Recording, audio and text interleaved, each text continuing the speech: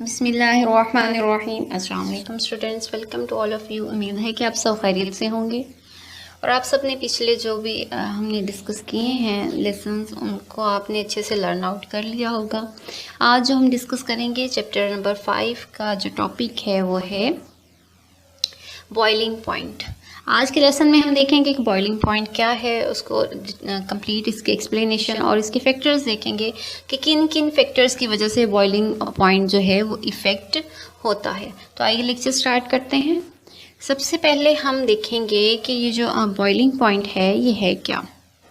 Boiling point क्या है? The temperature at which the vapor pressure of a liquid becomes equal to the atmospheric pressure or any external pressure। Means boiling point क्या है? ऐसा temperature जिस temperature पे vapour pressure means जो vapour pressure किसमें, liquid का vapour pressure means जब kinetic energy हमने वेपर प्रेशर में पढ़ा था, जब किसी भी लिक्विड की काइनेटिक एनर्जी इंक्रीज करती है तो उनका वेपर प्रेशर इंक्रीज कर जाता है। जैसे ही वेपर प्रेशर इंक्रीज कर जाता है, वो वेपर प्रेशर अगर इतना हो जाए कि जो एटमॉस्फेयर जो है वो जो प्रेशर एग्जर्ट कर रहा है उस लिक्विड पे उसके इक्वल हो जाए। मीन्स लिक्विड का अपना वेपर प्रेशर और एटमॉस्फेयर का जो एटमॉस्फेरिक प्रेशर है वो दोनों इक्वल हो जाएं। एटमॉस्फेरिक प्रेशर को एक्सटर्नल प्रेशर भी कहते हैं, जो एटमॉस्फेरिक की वजह से हमारे लिक्विड्स पे एग्जर्ट हो रहा है। तो वो दोनों जब इक्वल हो जाते हैं तो उस टेम्परेचर को कहते हैं बॉइलिंग पॉइंट। उस टेम्परेचर पे कोई भी सब्सटेंस बॉइलिंग स्टार्ट कर देता है। नेक्स्ट है explanation of when a liquid is heated. जब भी एक लिक्विड को हीट करते हैं तो उसके मॉलिक्यूल्स क्या करते हैं? It's molecules gain energy and the number of molecules which have more than average kinetic energy increase. अब जैसे कोई भी लिक्विड, अगर हम कॉमन एग्जांपल लें अपने रूटीन वर्क में, जब भी हम किसी लिक्विड को हीट करते हैं तो उसके मॉलिक्यूल्स एनर्जी गेन करते हैं। जब उनकी एनर्जी इंक्रीज करती है तो वो क्या करने स्टार्ट कर देते हैं? मूवमेंट स्टार्ट कर देते हैं। जैसे ही वो मूवमेंट स्टार्ट करते हैं, अगर हम उसको मज़ीद हीट करते जाएँ तो उससे क्या होता है? द नंबर ऑफ मॉलिक्यूल्स कुछ की ऐसी हो जाती है कि जिनकी जो सरफेस पे आ जाते हैं उनकी काइनेटिक एनर्जी ज़्यादा हो जाती है। एवरेज काइनेटिक एनर्जी से जितनी एनर्जी होनी चाहिए उससे ज़्यादा हो जाती है। जैसे कि आप इस डायग्राम में देख सकते हैं कि जब हम लिक्विड को हीट करते हैं तो वो क्या स्टार्ट कर देते हैं? मूवमेंट स्टार्ट कर देते हैं। जैसे वो तेज मूव करेंगे तो उससे क्या होगा कि एक टाइम ऐसा आएगा जब ये प्रेशर जो एग्जर्ट हो रहा है ये इक्वल हो जाएगा। प्रेशर कौन सा एग्जर्ट हो रहा है? जो लिक्विड्स को हीट करने से ये जो आपस में मूवमेंट है, जो इनकी कोलिजन है, ये कोलिजन जब टकराते हैं तो वो प्रेशर एग्जर्ट कर रहे हैं जो भी जिस कंटेनर में है उस वॉल्स पे, तो वो क्या हो जाएगा? ज़्यादा। तो उससे क्या होगा? More and more molecules become energetic enough to overcome the intermolecular forces. Due to this, rate of evaporation increases. That results in increase of vapor pressure until a stage reaches where the vapor pressure of a liquid becomes equal to the atmospheric pressure. अब हम इस को समझ लेते हैं। जब हमने molecules को हीट किया तो मॉलिक्यूल्स को हीट करने से क्या हुआ? इनकी क्या स्टार्ट हो गई कि इन मॉलिक्यूल्स एनर्जेटिक हो गए। ये मॉलिक्यूल्स एनर्जेटिक जब मॉलिक्यूल्स हुए तो इनके एनर्जाइज होने से क्या हुआ कि उनकी जो इंटरमॉलिक्यूलर फोर्सेस थी, जिन मॉलिक्यूलर फोर्सेस की वजह से वो लिक्विड स्टेट में थे, वो क्या हो गई? वीक हो गई। जब वो इतनी वीक हो गई कि उनको इतने एनर्जाइज हो गए वो मॉलिक्यूल्स कि उन्होंने उसको क्या कर दिया? ओवरकम कर दिया, उस पर डोमिनेट हो गए। मॉलिक्यूल्स की जो एनर्जेटिक एनर्जी थी उन पर डोमिनेट कर गई इन इंटरमॉलिक्यूलर फोर्सेस से। तो उससे क्या हुआ कि जो रेट ऑफ एवेपोरेशन है, रेट ऑफ एवेपोरेशन क्या था? एवेपोरेशन क्या था? The change of a liquid state into vapours. वो क्या हो गई? इंक्रीज हो गई। जब वो इंक्रीज हुई तो वेपर प्रेशर भी इंक्रीज हो गया।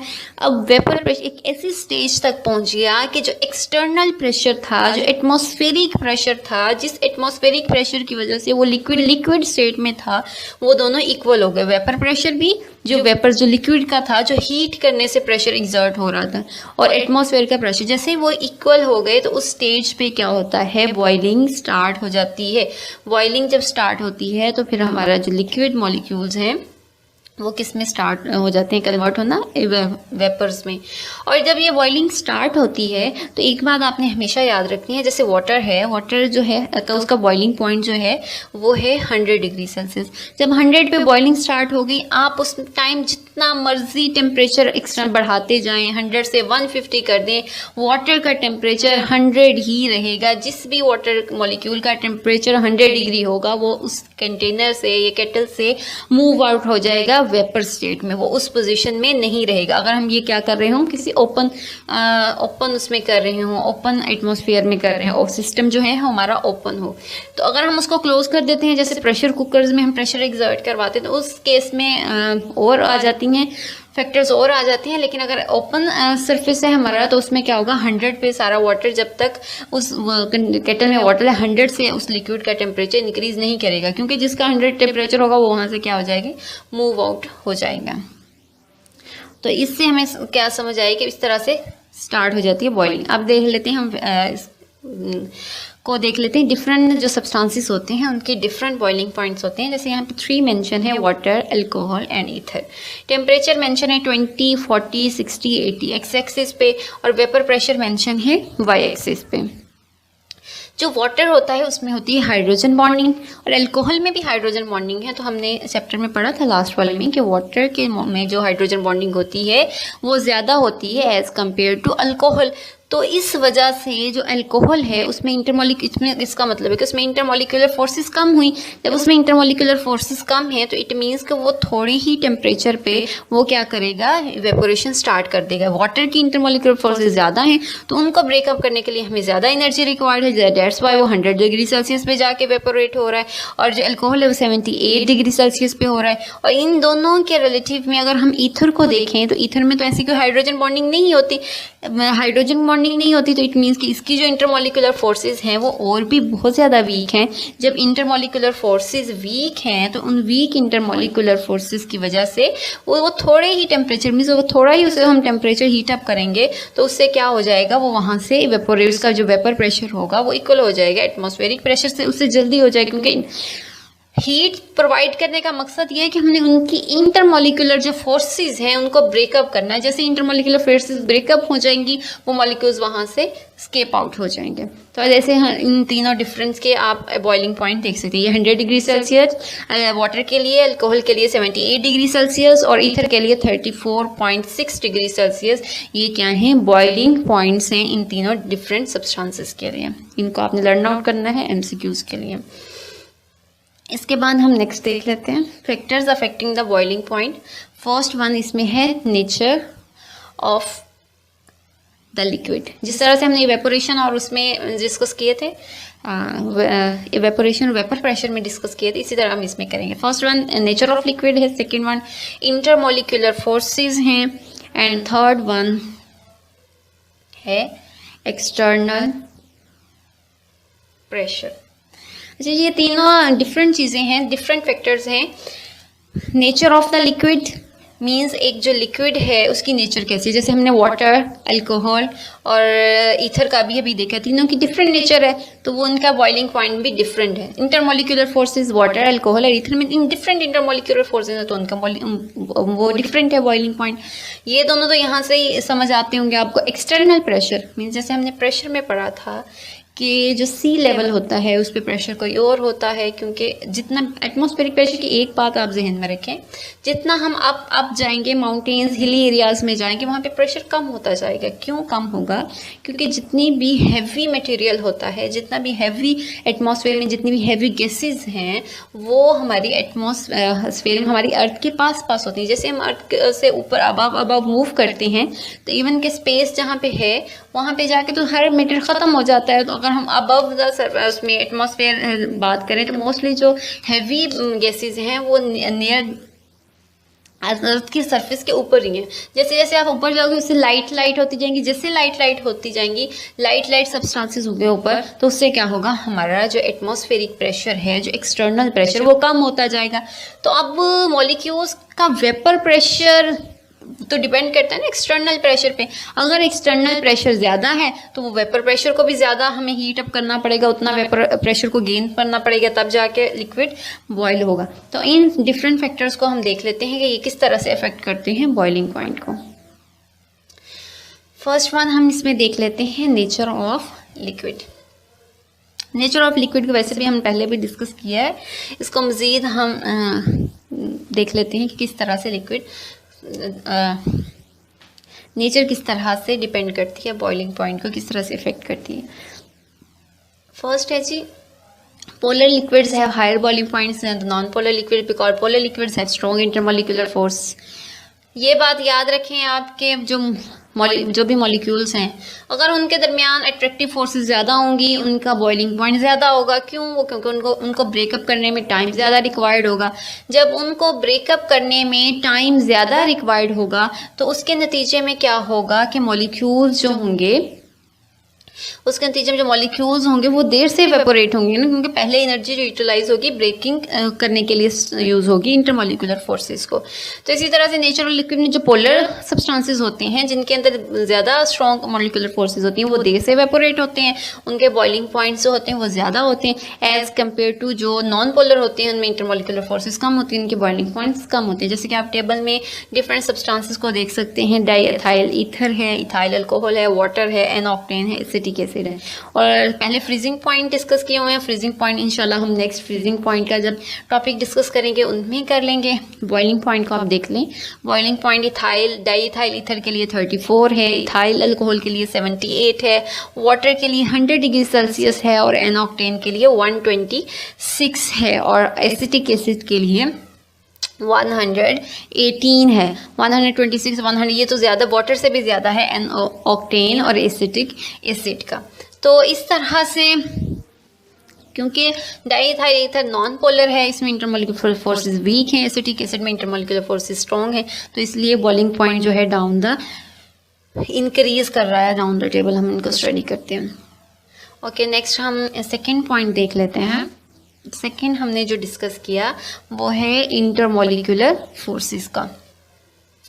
इंटरमॉलिक्यूलर फोर्सेस में वही बात आ जाती है जैसे हमने अभी डिस्कस किया नेचर ऑफ द लिक्विड में, कि जिसकी में इंटरमॉलिक्यूलर फोर्सेस ज़्यादा होंगी उसमें जाहिर सी बात है उसका बॉइलिंग पॉइंट भी ज़्यादा होगा। तो वही चीज़ दोबारा से रिपीट हो रही है कि इन strong substances that have strong intermolecular forces have high melting points, high boiling points because such liquids attain a level of vapour pressure equal to the external pressure at high pressure. तो जैसे पहले भी हम ये discuss कर चुके हैं graph ether alcohol and water का।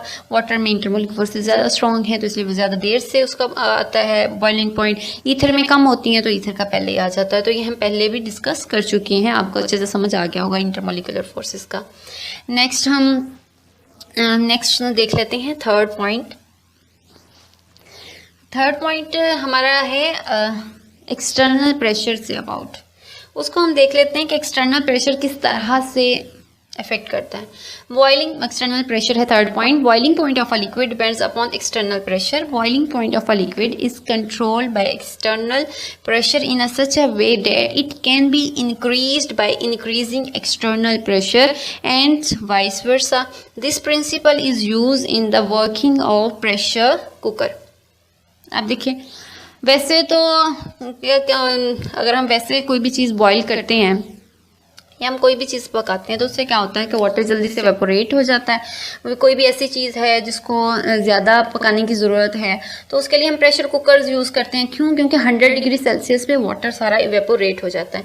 जब वाटर सारा इवेपोरेट हो जाएगा तो बाद में वो चीज़ तो वैसे ही कच्ची की कच्ची रह जाएगी, तो इसलिए हम प्रेशर कुकर्स यूज़ करते हैं। तो उससे सीक्वेंस में हम क्या कर रहे होते हैं, उसमें हम एक्सटर्नल प्रेशर बढ़ा रहे हैं। जो एटमॉस्फेरिक प्रेशर है वो तो है ही, लेकिन हम खुद से प्रेशर अप्लाई करते हैं। खुद से प्रेशर इसलिए अप्लाई करते हैं तो इसलिए ताकि उसके बॉइलिंग पॉइंट को इंक्रीज कर सकें। बॉइलिंग पॉइंट को जब, क्योंकि बॉइलिंग पॉइंट तो तभी अटेन होना है जब vapour pressure external pressure equal होगा। अगर हमने जो एटमॉस्फेरिक प्रेशर था हमने उसको खुद से बढ़ा दिया, एक्सटर्नल प्रेशर खुद से बढ़ा दिया, जो एटमॉस्फेरिक प्रेशर था उससे भी बढ़ा दिया, तो उसका बॉइलिंग पॉइंट तो ऑटोमेटिकली इंक्रीज कर जाएगा। तो हम प्रेशर कुकर में यही फिनोमेना यूज़ कर रहे होते हैं कि हम प्रेशर को बढ़ा देते हैं। कैसे बढ़ाते हैं, खुद से एक्सटर्नल प्रेशर यूज़ कर लेते हैं। एक तो उसको क्लोज कर देते हैं कंटेनर को, और वैसे भी उसको वेट रख के वो सारा उसको प्रेशर जब अप्लाई करते हैं उस पर, तो जाहिर सी बात है फिर वो देर से बॉइलिंग पॉइंट आता है, तो वो बॉयल देर से करता है। तो जब वो बॉयल देर से करता है तो उतनी चीज़ में जो भी हम चीज़ पकाना चाहते हैं उतनी देर में वो भी पक जाती है। तो ये एक दूसरे की उल्टी हो गया। अगर ज़्यादा बढ़ा देंगे एक्सटर्नल प्रेशर तो ज़्यादा जल्दी ज़्यादा देर से आएगा। प्रेशर बढ़ाने से बॉइलिंग पॉइंट भी इंक्रीज़ कर जाएगा। अगर प्रेशर कम कर देंगे तो बॉइलिंग पॉइंट भी कम हो जाएगा। ये एक दूसरे के उल्टे हैं। ओके, ये हमारा थर्ड फैक्टर था। आज हमने क्या डिस्कस किया, बॉइलिंग पॉइंट की डिफाइन, इसकी एक्सप्लेनेशन और फैक्टर्स। इनको आप अच्छे से लर्न आउट कर लोगे। लर्न आउट करने के बाद आप रिपोर्ट ज़रूर करोगे कि आपने अच्छे से इसको लर्न आउट कर लिया है या नहीं। ओके, आप अपना ख्याल रखें और अपनी जितनी भी टीचर्स के वीडियो हैं उनको लाइक करें, शेयर करें और ज़्यादा से ज़्यादा आगे शेयर करें ताकि बाकी लोगों का भी फ़ायदा हो जो जिनके स्कूल्स अभी ओपन नहीं हुए। और उसके अलावा अपने टीचर्स को अप्रिशिएट करें, वीडियोस पे कमेंट करें, जो आपको चीज़ समझ नहीं आती वो पूछें, और जो चीज़ समझ आ जाती है अच्छे से तो अपने टीचर्स को ज़रूर अप्रिशिएट करें कि आपको समझ आ गया है। Thank you so much for watching. फ़ी अमानिल्लाह। अल्लाह हाफिज़। घर में रहें, महफूज रहें।